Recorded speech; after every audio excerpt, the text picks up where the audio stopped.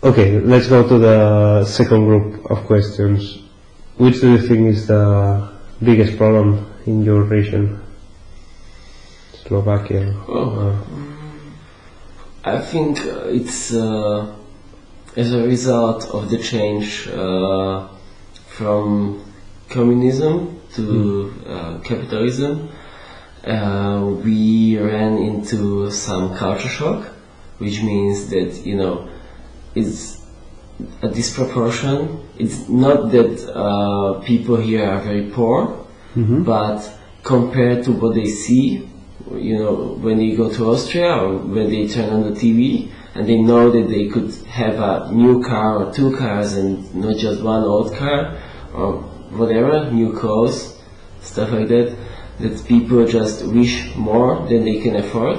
And it was a big jump to this, from where we were to where we are now in 15 years. That's really quick. So it's a big disproportion in the lives of people, of what they can have and what they want to have. So you don't consider that people is poorer than before? Simply they have more wishes than before? It's a completely different situation. It's true that food got more expensive and housing got more expensive, and that when you are really on the minimum wage, that you have problems to survive. But it's also because you don't just buy the same set of food or the same set of products as you did before, but you want to have something more. You want to live a modern life. So that's the problem, probably. Okay. And how could be solved? How could be solved? Again, I think time will solve it, and also, we have to catch up. We have to get to the point when, and always is slower to raise wages, to raise the standard of living. So do you think this problem will be solved when Slovakia reach a level similar to Austria, for example? Yeah, I think it will help. It will never disappear, because there's always newer stuff, more expensive stuff that you can want, but it will change in time. It's changing every day. You're making more and more money, and you think it's question only of time, will change with no doubt? It's a question of time, and having the right policies from the government, and getting the right kind of investments, and getting some solar companies to export and do business on a bigger scale, and being able to pay the workers. And again, it's a complete circle. Okay, and you individually, can you do something to help to solve this problem? Well, I believe the thing I can do is work hard, earn a lot, and spend it wisely. So, which is not exactly what I'm really doing, but the logic is probably that when I go on vacation in Slovakia and I spend the money here, it stays in the country, instead of when you just export it to wherever you go, or when you buy solar products. Or I believe just simply doing my work good means that you help to move a lot of products from the shelves, from the stores, which helps the economy. And also, when I work good, that means more and more clients will come to me. So I think it can help to boost the economy, only just by working very hard and trying to help. Okay. Let's go to the third group of questions. Do you feel happier? At the moment, no. Why? Sorry for laughing about this. I had a very difficult time at my job, because I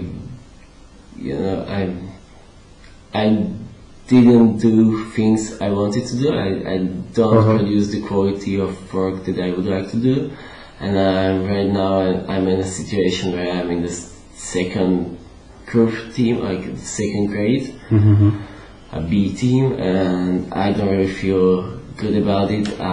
The problem is that I can't change the job because with my experiences there's no places to go really. So I can do anything. It's really like I don't know if I will get to my goals.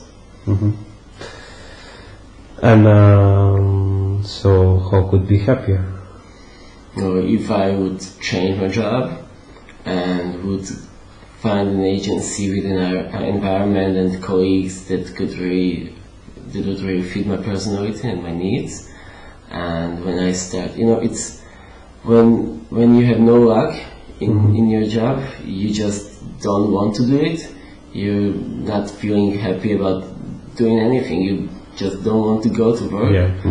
So I believe that if I could change the work and get a boss who will think more of me probably, and get a client who will allow me to do better work, that would probably solve most of the problems. And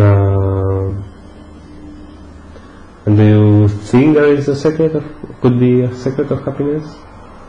A secret of happiness? Yeah. Well, probably. And you can say something about that?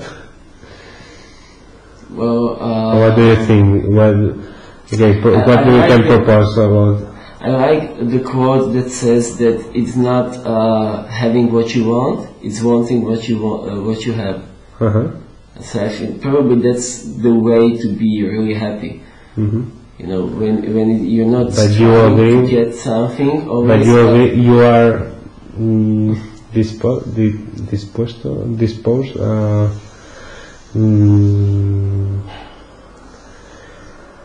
You can decide to do that. Not really. It has to be. It has to. For example, you said. For example, could be you happier if you accept your job? Yes, I think that would help. But it's another question. It's like, it's like artists. If they are happy with what they have, they will never push themselves hard enough to get farther. Or with us, with an athlete. If you are happy with what you can, with how fast you can run, you will never push yourself to be the best. So it's probably, it's somewhere in between of really trying to achieve something and being happy. So okay, perhaps to end, but perhaps the people that is real happy perhaps are not looking for goals or objectives or. Well, I think most of them will not really change the world or make groundbreaking work. So they're probably just they're happy with what they got. And there's another possibility when you're really lucky enough that whatever you want to do, whatever you're trying to do, you achieve it. If you get to every goal you set yourself, then you can be happy and still pushing the limits. But I think it's pretty difficult. Okay. Well, interesting. Another point of view. Thanks very much, Radovan, and I hope you can change of work. Thanks.